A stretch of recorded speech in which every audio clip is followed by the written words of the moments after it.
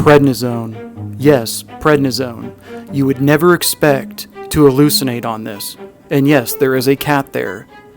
Once, I had a friend who started hallucinating, thinking they were a cat, wanting me to make sure that I change the litter box. And this was all due to prednisone, which I never thought would happen, but yes, you can hallucinate on this medication. Alright, so let's get right into it. You might be wondering why you see on that thumbnail the cat going grr or why they're going purr.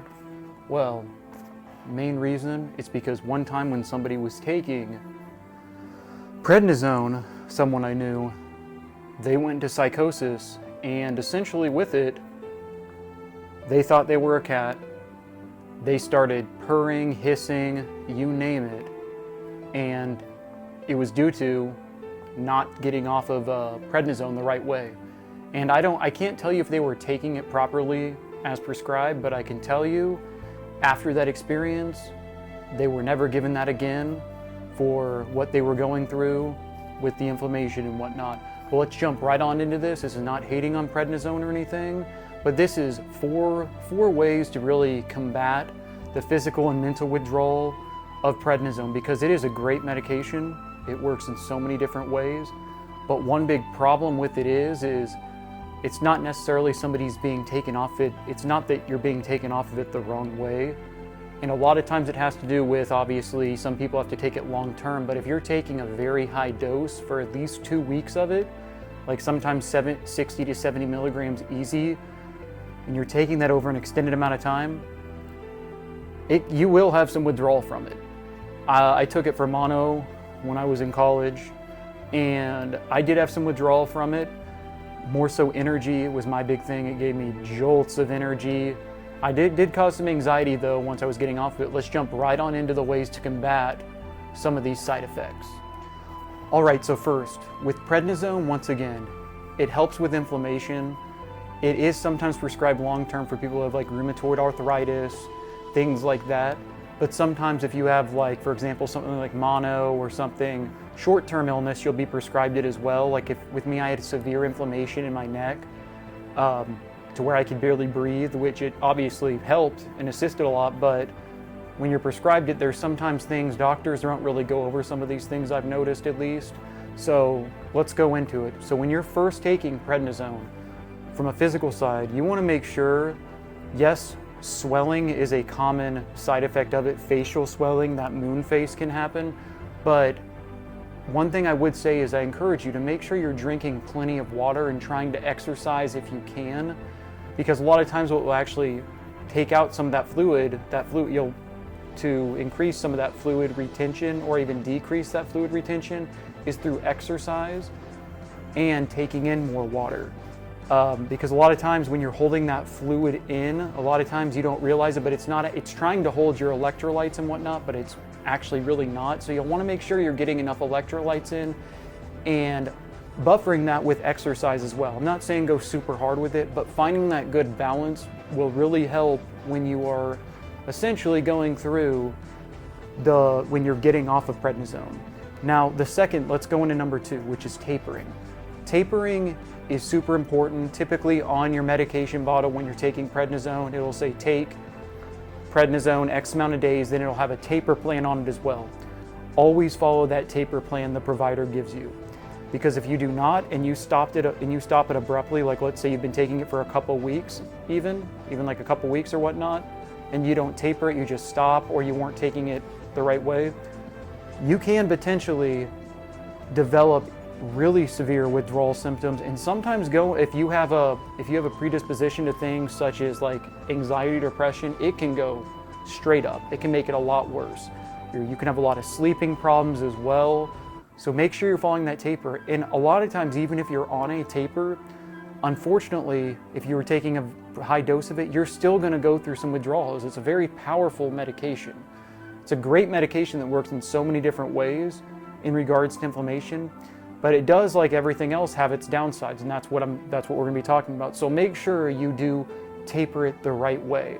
And while you're tapering it, that would be as well because you're lowering that inflammation through taking it, the corticosteroid.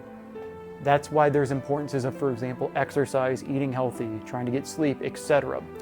Now, number 3, before you start it, if you can, please tell your doctor if you've had a problem with like suicidal ideation in your past, bipolar disorder, severe anxiety, major depressive disorder, because a lot of times mood swings are exacerbated when taking this, and not even when tapering or getting off it, but when taking it, because even like when I had to take it, you'll have these impulses of thinking you can do anything. It'll make you, while you're sick, while you're taking it, it'll make you be able to think you can conquer the world.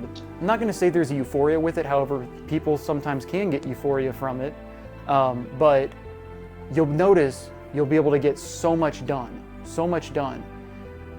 Yes, it helps with inflammation and whatnot, but when you're overdoing it and whatnot, that's when you can have that crash can happen as well.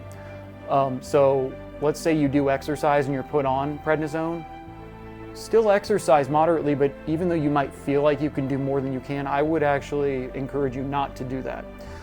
Also, if you have, once again, something like anxiety or depression, you will really want to make sure with this that you're eating healthy, that you are also trying to get a good night of sleep. Because a lot of times, if you're not sleeping well while on it, because it can increase heart rate, it can make you feel kind of uncomfortable with medication sometimes as well, that it can mess with your sleeping patterns. So your sleep can be a little messed up as well. And that's what I'm going to lead into with this thing I'm going to tell you. So back to the cat story. A friend of mine was taking prednisone, taking it as prescribed, but toward the end they were like, look, I'm not sleeping well. I'm not getting good sleep. They decided not to they kind of tapered it, but they didn't go through the full taper. And they went through a whole body. They thought they were a cat, and I'm not even kidding. I was getting hisstat, all sorts of things. Straight up psychotic episode. Took them to the hospital. They were asking this person for their medical history. Couldn't get it. Well, they're like, any medications, any drugs. I was the one who had to tell them when it came to this. They actually told me they had not been sleeping well due to prednisone, and the doctor was like, I don't know. I'm like, they haven't been. They're saying, this is something that is not. This is new to them. They've never had this go on before. They don't have any history of anything like severe anxiety or depression or a predisposition to things such as psychosis. And what they did was they put them back on it on a taper schedule from the dose they were on, which was like 60 or 70 milligrams. They put them on 20 milligrams at first for a couple of days, then dropped it to 15, then to 10 over a 2-week period. And then they were back to normal. But they had to go to the psych hospital for it as well, if that gives any indication. So the whole point to that is make sure if you're taking something like prednisone, yeah, it's not obviously a street drug or anything like that, but do take it as prescribed. Do take precautions with it as well. Do try to do the right things outside of taking the medication, and try to make sure you're getting a good night of sleep. Because if you're not getting a good night of sleep, that's going to make it a lot harder. And when you're on it, one thing as well is it can sometimes feel like you've had like 4 or 5 cups of coffee. You can feel irritable. So it's already going to be kind of hard to sleep. So try to go to bed a little earlier and put your phone down as well, and decrease that stimulus. That's huge. So decreasing your stimulus before bed, at least 2 hours before bed, will help you sleep. And even if you're not getting good sleep, eliminating the stimulus and having the lights out and at least trying to rest if you're not sleeping well can help prevent things such as a psychotic episode or even things such as hallucinations, because I'm telling you, I've seen it.